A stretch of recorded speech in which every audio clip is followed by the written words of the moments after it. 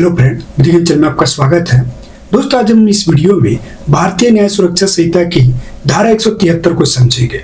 दोस्तों, पुराने जो सीआरपीसी जो था उसमें धारा 154 आपने पढ़ा होगा, उसमें बताया गया था कि संज्ञेय मामलों की सूचना कैसे दर्ज की जाएगी। अब बीएनएस में ये धारा 173 हो गया है और इसमें भी वही बातें बताई गई है कि संज्ञेय मामलों की सूचना कैसे दर्ज की जाएगी।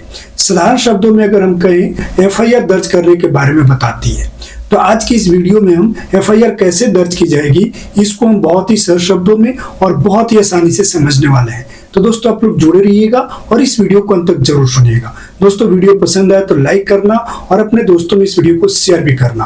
और विधि ज्ञान चैनल को अभी तक आपने सब्सक्राइब नहीं किया है तो प्लीज दोस्तों आप लोग इस वीडियो के अंत तक विधि ज्ञान चैनल को सब्सक्राइब जरूर कर लीजिएगा।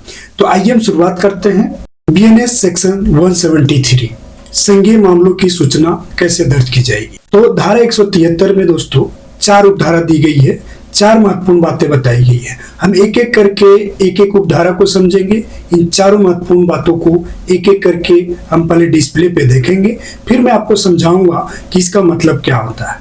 तो सबसे पहले उपधारा ये कहता है कि संज्ञेय अपराध के किए जाने से संबंधित प्रत्येक सूचना जहां अपराध किया गया है मौखिक या इलेक्ट्रॉनिक संसूचना द्वारा पुलिस थाने के प्रभारी को दी जा सकती है। और यदि सूचना मौखिक रूप से दी गई है तो लेखबद्ध कर ली जाएगी और सूचना देने वाले को पढ़कर सुनाई जाएगी। या सूचना लिखित रूप में दी गई हो तो उस व्यक्ति से हस्ताक्षर करवाई जाएगी। और यदि दूसरा इलेक्ट्रॉनिक द्वारा दी गई है सूचना तो उसे देने वाले व्यक्ति 3 दिनों के भीतर हस्ताक्षर किए जाने पर उसके द्वारा लेखबद्ध की जाएगी और उसका सार ऐसी पुस्तक में उस अधिकारी द्वारा दर्ज कर लिया जाएगा जिसे राज्य सरकार द्वारा नियम बनाई गई है। दोस्तों, धारा 173 की उपधारा एक बहुत ही सरल शब्दों में ये कहता है कि कोई भी संगीन अपराध है और ऐसी संगीन अपराध अगर पुलिस थाने को सूचना मिलता है इलेक्ट्रॉनिक माध्यम से या मौखिक माध्यम से। इलेक्ट्रॉनिक माध्यम नया बातें जोड़ी गई है धारा 173 में। तो इलेक्ट्रॉनिक माध्यम से भी पुलिस को सूचना मिल सकती है या मौखिक तौर से भी पुलिस को सूचना दिया जा सकता है। और ऐसी सूचना अगर मौखिक तौर पे अगर पुलिस प्रभारी को मिलता है तो वह उसे लिखेगा और जो व्यक्ति सूचना दे रहा है उसको पढ़कर सुनाएगा। या लिखित में सूचना मिल रहा है तो उससे दोनों मौखिक सूचना से पर भी और या लिखित सूचना दोनों पर उससे हस्ताक्षर करवा लेगा।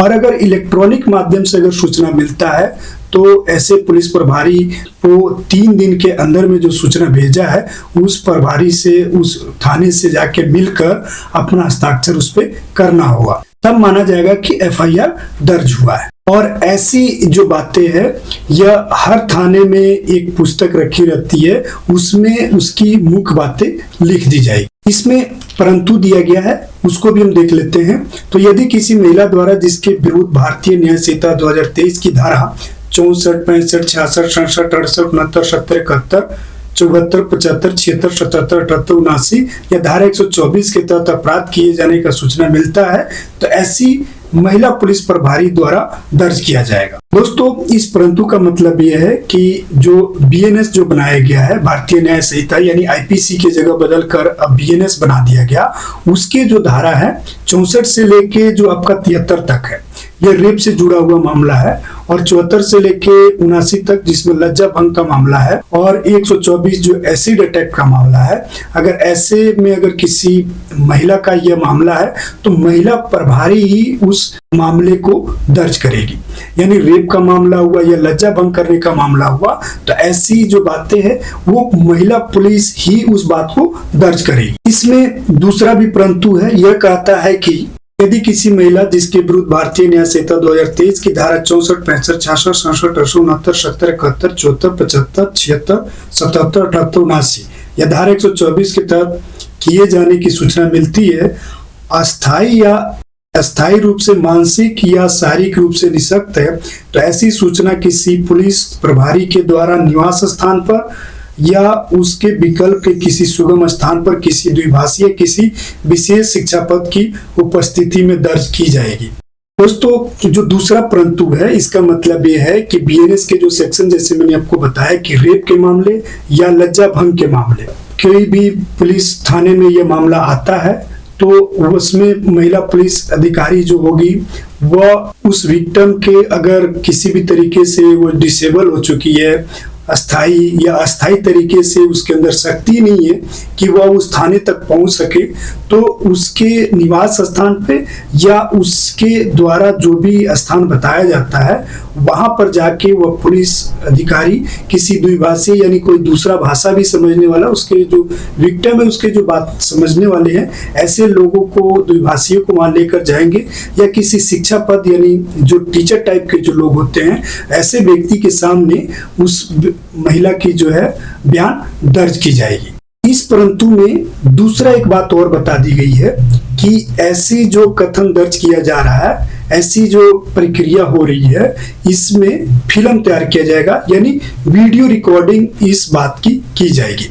और इसमें एक तीसरी बात और जोड़ दी गई है कि पुलिस प्रभारी धारा 183 की उपधारा 6 के उपखंड 1 के तहत किसी मजिस्ट्रेट द्वारा उस व्यक्ति का कथन यथाशीघ्र अभिलिखित कराएगा।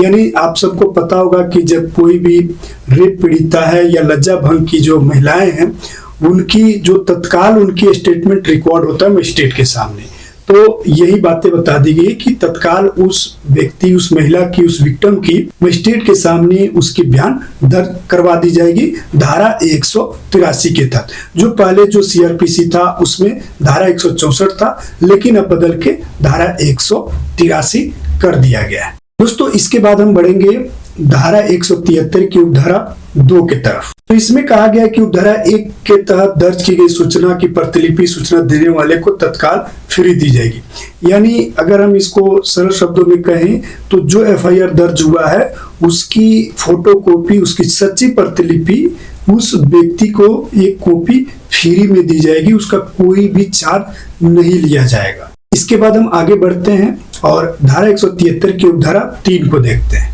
तो किसी संज्ञेय अपराध करने की सूचना मिलती है पर जिसमें 3 वर्ष या उससे अधिक 7 वर्ष तक के दंड से संबंधित है, तब थाने के पुलिस प्रभारी यह सुनिश्चित 14 दिन के अंदर करेगा कि कार्रवाई करने के लिए प्रथम दृष्टया मामला बनता है या जांच करने के लिए प्रथम दृष्टया मामला विद्यमान है। जो उप पुलिस अधीक्षक है, डिप्टी सुपरिटेंडेंट ऑफ पुलिस के अनुमति के बाद अपराध की प्रकृति और गंभीरता पर विचार कर सकता है। दोस्तों, धारा 173 की उपधारा 3 का कहने का मतलब है, ये नई बातें जोड़ी गई है कि कोई भी ऐसा संज्ञेय मामला जो कि 3 साल से लेकर 7 साल तक का ऑफेंस दंडनीय हो सकता है, ऐसे मामले की डिप्टी सुपरिटेंडेंट ऑफ पुलिस यानी डीएसपी के दिशा निर्देश के अकॉर्डिंग, जो उससे दिशा निर्देश लेने के बाद पुलिस थाने की प्रभारी यह देखेंगे कि जो मामला उनके पास आया है उसमें जांच करने की चीजें है या नहीं है,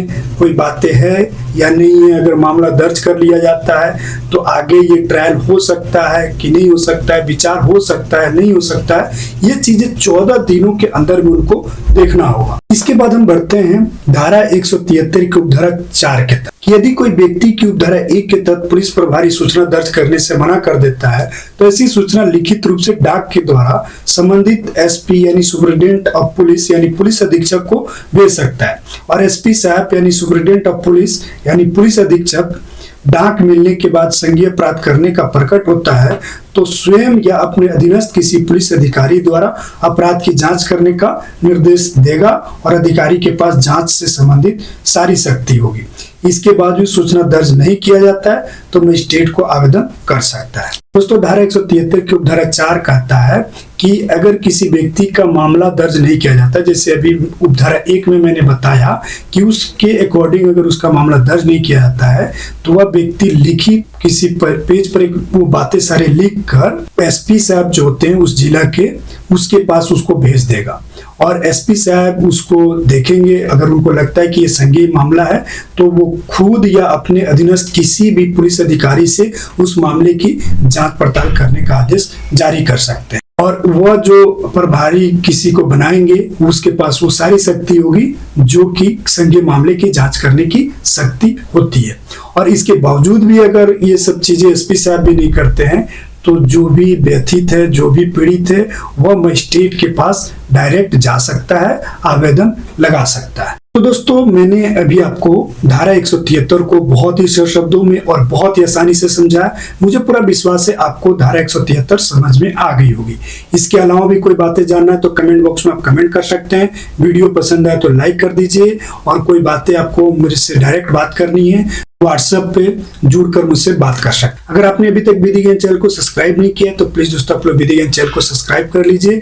मैं बहुत जल्द धारा 174 को लेकर आऊंगा। आपको मेरे इस वीडियो सुनने के लिए बहुत बहुत धन्यवाद। Thank you.